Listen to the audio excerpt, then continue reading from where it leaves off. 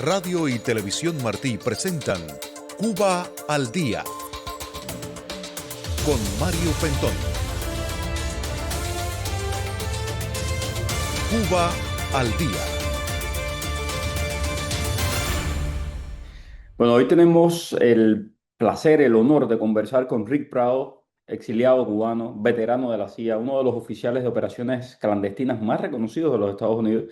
Y la verdad es que su vida parece una película. O sea, a ver, primero, nació en Cuba, vivió el comunismo de niño, llegó a Estados Unidos como parte de la operación Peter Pan, vino siendo un niño, su papá lo mandó para acá y se formó en el mundo militar. Terminó sirviendo durante décadas a este país y peleando contra el comunismo en el mundo entero. Rick Prado ha contado parte de su historia en un nuevo libro, La Pasión del Guerrero. Y bueno, es un libro que está ya disponible y queremos hablar un poco con él sobre el libro, pero también sobre su vida, cómo está viviendo todo lo que está pasando en Cuba. Queremos hablar, por supuesto, de la inteligencia, de la libertad, de la guerra contra el terrorismo, de las amenazas actuales de los Estados Unidos y de lo que significa para un exiliado cubano dedicar su vida a combatir a los enemigos de la democracia. Rick, es un honor tenerte aquí en Martín Noticias. Muchísimas gracias, muchísimas gracias. Primero que nada, estamos rezando por nuestros hermanos en Venezuela. Tremendo lo que ha sucedido en Venezuela y sí, estamos muy pendientes de todo esto. Rick, saliste de Cuba siendo un niño, tu papá te marcó muchísimo. Yo tuve la oportunidad de escuchar tu entrevista con nuestro querido amigo Miguel Cosío, donde tú contabas cómo tu papá te despidió en el aeropuerto y estabas a punto de no salir por cómo estaba deshecha tu mamá y sin embargo tu papá te prometió, nos vamos a ver de nuevo y con esa esperanza viniste a los Estados Unidos.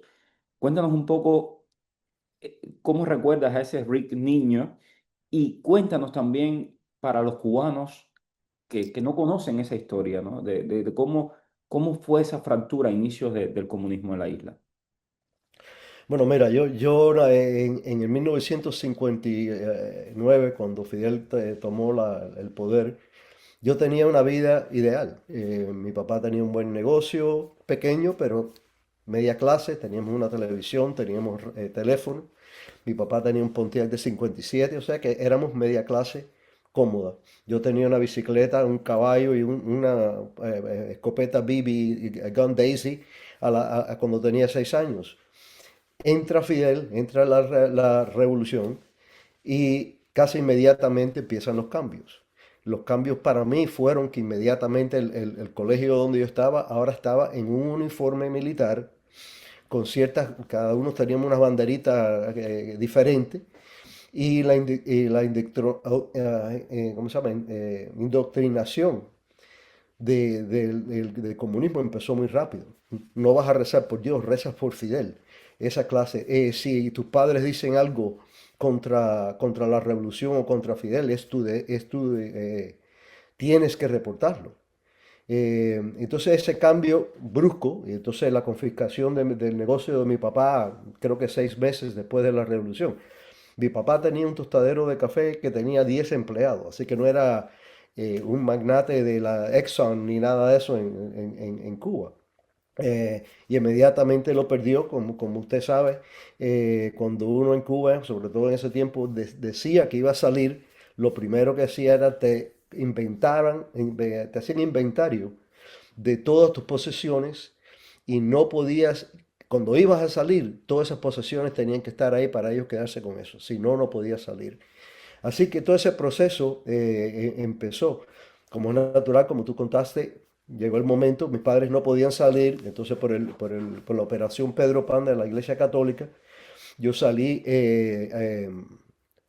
abril del 62, de 1962, solo, de 10 años. De ahí volé a un orfanato en Pueblo, Colorado, y ahí cumplí mis 11 años. Así que esa fue la primera etapa se puede decir, de cómo Dios empezó a forjar mi espada y dándome el paso donde Él quería que yo fuera. Muchos cubanos que crecieron, ¿no? Fuera de Cuba, en el exilio, tienen una herida abierta, ¿no? Porque tienen ese sentimiento de pérdida por su país, por Cuba. En tu caso, esta herida, bueno, ha sido una vocación de servicio. Has estado en la CIA por muchos, muchos años y te retiraste de la CIA como un general de 2 estrellas. Entonces, eh, ¿cómo, cuando ves en perspectiva, ¿no? Cuando ves hacia atrás, acabas de hablar de Dios y eres un hombre de Dios y eso me, me- me da mucho placer. Eh, Cuando miras hacia atrás, ¿qué crees que ha sido lo más difícil a lo largo de todos estos años? Bueno, mira, verdaderamente cuando uno tiene una misión dada por Dios y que uno la acepta, las dificultades no son tantas, porque uno sabe que estás haciendo y sufriendo por algo que tiene valor, que tiene sentido, y una cosa te quita el enfoque en ti mismo, sino el enfoque en la deuda de honor que los cubanos y muchos de los hispanos que han venido a este país le deben a este país. Y entonces hay un dicho que la libertad no es gratis. Tenemos que comprender. Imagínate que en cualquier momento en los Estados Unidos, 2% de la población sirve en el ejército. La policía los otros y otro porcentaje de gente como usted y como Miguel Cosío que se dedican a pelear en la forma que ustedes pueden, educando a las masas. Así que para mí nada fue difícil. Yo que con los contras viví en una hamaca de jungla por 3 años y nunca, yo lo miro ahora, estás loco. En ese momento yo para mí nunca sufrí, yo nunca dije, ¿por qué estoy aquí? O tengo ganas de irme. Así que verdaderamente ha sido una vida con purpose, Con propósito. razón. Rick, déjame hacerte una pregunta, porque siempre he querido conocer a alguien de la CIA para hacerle esta pregunta. Oye, a nosotros en Cuba nos decían una y otra vez que Fidel Castro les habían hecho, ¿no? Es que ya no sé ni la cifra, porque todos cada vez inventaban más y más. Eran 900 atentados, no sé cuántos, cientos y cientos y cientos de atentados, que la CIA había hecho todos esos atentados. ¿Eso es verdad o es parte de la propaganda comunista? Porque no puede ser la CIA tan desastre de no haber llegado al final con ese tema.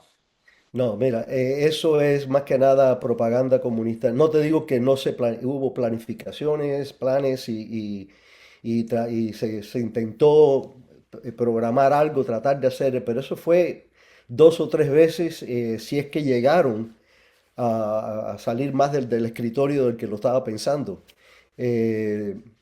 Como viste con Maduro, si los Estados Unidos hubiera tenido la determinación en esa época, bajo Kennedy, que tiene Trump, tú y yo no estuviéramos teniendo esta conversación. Hubiera sido una conversación muy diferente.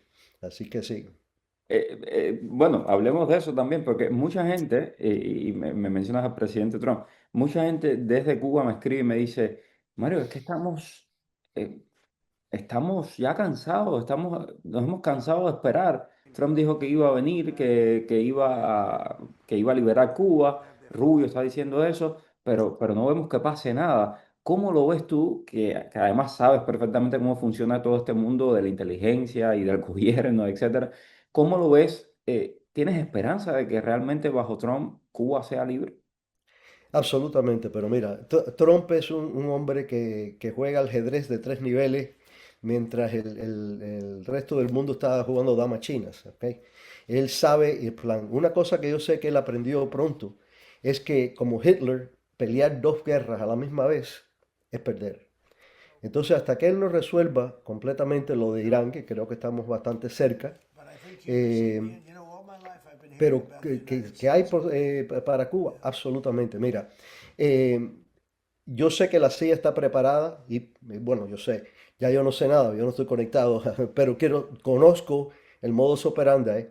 Yo sé que ya ellos están enfocando en buscar esa gente en la infraestructura comunista en Cuba que quieran colaborar. Un ejemplo muy bonito de eso, y muy efectuoso, fue lo que hicimos con nosotros con Maduro. Date cuenta el nivel de inteligencia y penetración que tenía la CIA de ese gobierno, que nosotros sabíamos cuándo y dónde Maduro iba a ir y lo agarramos segundos antes de que pudiera cerrar la puerta. O sea que eso ya se está trabajando. Nosotros hicimos lo mismo con la Unión Soviética en los 80, que sabíamos que venía la fractura y empezamos un programa de reproche a los oficiales de esas organizaciones que nos pudieran ayudar y que este era el momento para ayudarnos, porque tienen que darse cuenta que el interés y los beneficios de ayudar a la CIA en este momento son grandes. Vas a recibir recompensa, vas a recibir... Pero si es que después que se cae el gobierno, no nos interesa tu colaboración, así que estás en el mismo bote. Así que ese proceso, pero mira, eh, me imagino que Trump tiene bien preparado eh, cómo meterle mano a Cuba. Las sanciones siguen siendo importantes, presión internacional. Llegaría de parte mía, si yo estuviera avisándolo a él, todo eso está muy bueno, todo eso ha tenido su efecto, pero hay tres cosas más agresivas que se deben hacer. Primero, si se va a hacer un ataque a Cuba, que sea algo quirúrgico, que sea no dañar a la población, no dañar a nada más que el aparato, o sea, poder atacar a las baterías antiaéreas, las bases militares donde él tiene sus tanques y sus aviones y esas clases de cosas, que si nos tomó 3 días o 4 días en Irán, imagínate en Cuba nos toma 3 horas, porque no puedes comparar la fuerza militar de Irán con la de Cuba o la Cuba con Irán. Para 40 mí, minutos en Venezuela, sí, de Cuba sí, aquí serán 10 minutos. 10 minutos, exactamente, exactamente. Y verdaderamente una cosa que yo he propuesto varias veces en otras entrevistas es que nosotros necesitamos armar a la población cubana para que se pueda defender. O sea que si empieza un programa más cinético, más agresivo, parte de ese ataque, mientras están neutralizando las fuerzas de Fidel, de los Castro, es dejar caer en esos lugares donde sabemos, porque nosotros sabemos en general dónde está la oposición más grande al castrismo. Dejarle llegar vía aéreo, por paracaídas, AK-47, armas, comunicaciones y a lo mejor medicinas. Cosas de que cuando el gobierno trate de forzarlos a parar su revolución, esto que tengan cómo defenderse. Cuando miras, por ejemplo, Cuba, Venezuela, Nicaragua, eh, ¿qué, y conoces muy bien, ¿no? La naturaleza de estos regímenes, estuviste con la Contra en Nicaragua y después vamos a hablar un poquito de eso porque Nicaragua para mí es un tema muy personal. Daniel Ortega me tiene prohibida la entrada y no por gusto. Entonces, Te eh, felicito. bueno, pero en el caso de estos tres regímenes, su naturaleza maligna es una amenaza para los Estados Unidos. ¿Y por qué en los Estados Unidos no se ve así? Es decir, yo siento que es una batalla cuesta arriba para nosotros como cubanos todo el tiempo explicarle a los americanos, oye, tienes una amenaza tremenda a 90 millas de tus costas. Mira, el socialismo es una careta, una máscara que el comunismo usa para entrarte. Eso es verídico. No hay país que empiece socialista que no vaya para ese lugar. Em, la razón principal de que mucha gente en este país no comprende es que no sabemos, no reconocen lo que tienen en este país. La mayoría de los norteamericanos, cuando nosotros viajamos, normalmente Italia, te quedas en Roma, un buen hotel, te pasas una semana, todo, oye, qué bueno, yo quisiera vivir en Italia. No. Cuando tú regresas aquí, tú ves no solo las facilidades, pero también las oportunidades que hay para no solo ejercer en cualquier cosa, pero poder mantenerlo. Porque en todos estos lugares comunistas tú puedes tener tu negocio al principio, eventualmente te lo van a quitar. Así que eso es una garantía que en este país que tenemos. Pero la mayoría de las masas en los Estados Unidos no se enfocan en eso. También los rusos, vía Cuba y los chinos también, han tenido una plataforma muy fuerte de indoctrinación y ¿cómo se llama esto? Tratar de romper lo que es la fundación de este país, porque esa es el poder de nosotros, es la fundación. Este es un país que se creó defendiéndose de una opresión británica y se ha defendido y ha defendido, porque la Primera Guerra Mundial y sobre todo la Segunda Guerra Mundial no se hubiera ganado si no hubiera sido por la intervención de los Estados Unidos. No sabemos lo que tenemos, o apreciamos, no apreciamos lo que tenemos. Rick, en el libro hablas de patriotismo, ¿no? De sacrificio, del espíritu de servicio. A veces yo siento que eso se ha perdido en Cuba y uno ve, hay nuevas generaciones, ¿no? Que a veces eh, la manera de ver la vida es completamente diferente. Y yo tuve la dicha de tener un tío abuelo que cuando llegué a este país me explicó cómo era vivir en este país, por qué teníamos que agradecerle a este país, que emigrar no era ningún derecho, que esto era un privilegio y era una oportunidad que nos daban. Y me explicó muchas cosas que hoy agradezco tanto. ¿Qué le dirías a esos nuevos cubanos que están llegando al exilio y que no les tocó vivir todo eso que tú viviste? Porque ahora ya Raúl Castro abrió y ya entonces puedes salir del país, no te quitan la casa cuando te vas, al contrario, ahora quieren que inviertan de regreso los mismos que se robaron todo.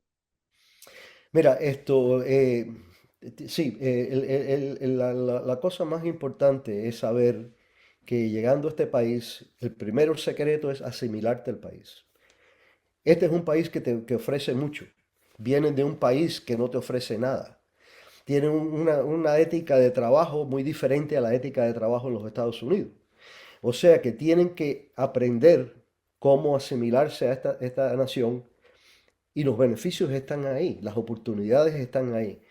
Pero si la persona viene a este país solamente para chupar la teta del país, eso no es lo que necesitamos. Esa no es la inmigración que nosotros necesitamos. Necesitamos inmigración legal y inmigración que venga a asimilarse y a contribuir a mantener lo que este país representa.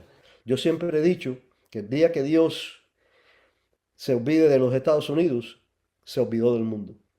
Otra pregunta que te quería hacer en relación con la CIA. eh, mucha, hay mucha propaganda sobre la CIA y mucha gente hablando mal sobre la CIA en los medios de comunicación. ¿Cómo es el trabajo de la CIA? La CIA desestabilizó a América Latina, la CIA estuvo vinculada a golpes de Estado contra gobiernos democráticos. Qué dice Rick Prado que trabajó durante años en la CIA? Mira, como tú sabes, este libro es nuevo, que es por Alberto Sicilia, un gran poeta, un gran amigo. Pero yo escribí el libro mío, Black Ops, hace 4 años por esa razón. Porque uno de los esfuerzos y los éxitos que han tenido el enemigo es manchar la reputación de la CIA. ¿Por qué? Porque no nos podemos defender. La CIA, si recluta mañana a la secretaria de Putin, no se lo puede decir a nadie. Pero si hay un fallo, como hay en cualquier operación, yo he estado haciendo operaciones desde que yo tenía 20 años, son 55 años de experiencia. Eh, Todas las operaciones tienen sus problemas y muchas de ellas fallan, porque no es un juego seguro. Entonces, esa es la postura de saber de lo que es servir en este país, la deuda de honor que tenemos como inmigrantes que queremos hacer una vida en este país, tienen que asimilarse, aprender el idioma, aprender la cultura. No te voy a decir que perder nuestra nacionalidad. Yo llevo 60 y pico años, 60 años en este país, ¿ok? Yo llevo 60 años en este país. Yo soy norteamericano, pero yo soy las raíces cubanas mías y esa cultura para mí, eso es sagrado. Eso está en mi corazón, en mi corazón. O sea, que no es abandonar tu historia, sino involucrarte en esta oportunidad para desarrollarte a ti y contribuir en alguna forma. No todo el mundo tiene que ser soldado, no todo el mundo tiene que ser de la CIA. Entonces, la CIA tiene esa reputación porque eso, como no podemos defendernos, es donde más atacan. Porque tú sabes que sobre todo ahora con el sistema de media social, Si yo digo algo malo acerca de ti, todo el mundo se entera. Tú te defiendes, la mayoría de la gente que se enteraron no te escucharon a ti. ¿Y qué pasa? Que ese rumor, ese castigo, esa taint, que se dice en inglés, lo cargas y no puedes defenderte.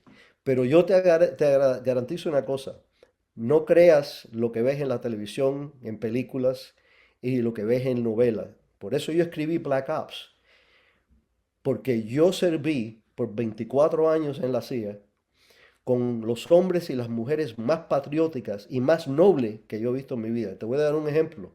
En la clase mía de espionaje, yo tenía mis 4 años de universidad. Yo era el menos educado del grupo. Ahí habían muchachos y mujeres que eran abogados. O sea, que pudieran estar en el sector privado buscándose mm, cientos miles de dólares y sin embargo están trabajando para un pago del gobierno. ¿Por qué? Porque la recompensa de ellos no era el dinero, era tener misión. No hay cosa más linda en la vida de que tener una misión, sea catolicismo, lo que sea, una misión, eso es muy importante. Así que no creas esas historias, la mayoría son falsas, sino todas. Rick, sobre el libro, ¿cómo pues, la gente puede leer tu libro? Y yo sé que uno de tus sueños es que la gente lo lee en Cuba. Este programa, gracias a Dios y al trabajo que hacemos aquí en Martín Noticias, es muy visto en la isla, tanto así que el régimen nos tiene un odio especial. Todas las semanas nos saca en Cuba Debate por algún tema. Entonces, te van a ver cientos de miles, yo diría millones de cubanos. Adelante con tu explicación. Sí, mira, el libro, La Pasión del Guerrero, ya está en Amazon. Está en hardback y está en paperback, o sea que lo puedes conseguir en ambos. Va a salir eventualmente en audio. Nos está ayudando un amigo de nosotros, Rafael Marrero, con eso. Eh, pero sí, el libro no solo tiene la historia de mi vida y de las cosas en que yo me pude involucrar y hacer una diferencia para este país, pero más importante tiene algo que mi libro propio no tenía. Y eso es el toque poético de un escritor como Alberto. Alberto Sicilia es un poeta y la forma que él escribe es una belleza. Entonces, vas a leer las operaciones que yo hice en Nicaragua. Como yo te dije, yo estuve en Nicaragua por 3 años viviendo en la jungla. Pero vas a también leer los sentimientos de mis padres, los sentimientos de mi familia, el precio emocional que paga a la gente alrededor de uno cuando uno está haciendo esta clase de trabajo, el sufrimiento de perder un país. Todo eso está bien mezclado con lo que es acción y lo que es operaciones. Tiene mucho, mucho más que mi libro en lo que es la humanidad de nuestra profesión y lo que es el precio de pelear por la libertad. Bueno, pues aquí vas a tener un lector seguro. Muchísimas gracias, Rick Prado. Es un verdadero honor tenerte aquí en Martín Noticias. Gracias por esta entrevista y por supuesto estaremos muy pendientes y te llamaremos para ya cuando llegue esa operación quirúrgica, te llamaremos. Ahí estamos. Que Dios bendiga. Gracias. Gracias.